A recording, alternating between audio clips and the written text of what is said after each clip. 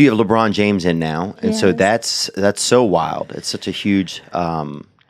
It's huge on so many levels. Was there any talk of Kobe coming back to play with him? Kobe knows that anytime he wants to come and do anything for the organization, he's more than welcome. He was somebody that I leaned on in the last couple years in terms of, just picking his brain. He might be one of the best strategists I've ever spoken to. Yes. And, his ability to dissect to the smallest detail, but also see the bigger picture and take the camera back and really take in the whole situation.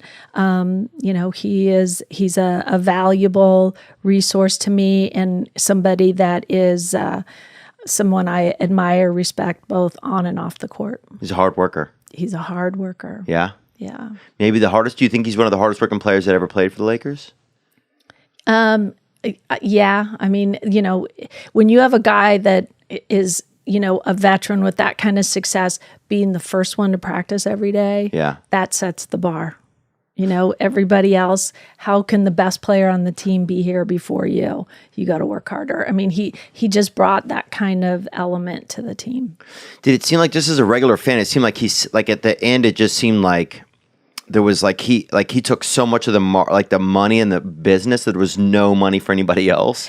That's not fair to look at it that way. That everybody, and that's an unintellectual, that's an unknowledgeable fan saying this. And then I'm happy to have the opportunity to kind of fill in. So you see the whole picture. But it's, in the NBA, we have a salary cap, which everybody hears about, but we also have a salary floor. There's a minimum amount you have to spend, and it's not that big of a difference between. So somebody's going to get the money. Right. And so really, Kobe, for the amount of weight on the team that he pulled, he deserved that money. Right. So I have no problem with that. Would you be shocked if Kobe came back to play with LeBron? I mean, I think his wife would, his wife would be shocked? She would be mad at me, but it's like, Kobe has to do what's in Kobe's journey, and I couldn't twist his arm to do it, but if he wanted to, I would make sure it happened. It's really up to him. And we retired both his numbers last year in a ceremony that was difficult for me because he's somebody that I don't think I can ever completely show my gratitude to. Yeah. I mean, he really one of the biggest influences on my life and, what he means to the Lakers. And, I kind of, it was hard for him. He didn't want to go through that kind of ceremony. He never really liked that kind of attention. He loved playing basketball. He loved winning basketball games, but doing all the other stuff was, that's just not his style. Wow. Do you feel like if there was another job that Kobe got into, what would it be outside of sports? Well, he is an Oscar-winning film producer now. After his movie, his short film was nominated, he won in that category, and so I see him as a storyteller, as a creative person who can.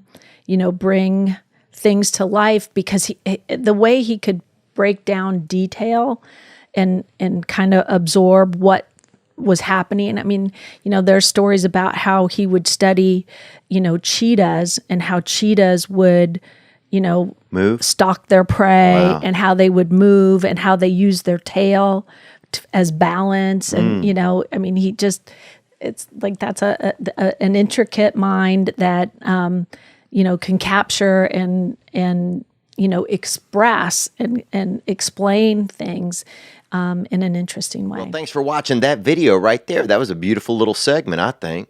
But of course, I'm partisan to myself. But you can move on to another video right now. You could check on this video or on this video. That's two different options. And you can also subscribe to the channel. Check on a new video. Subscribe to the channel. Check, subscribe, check, subscribe.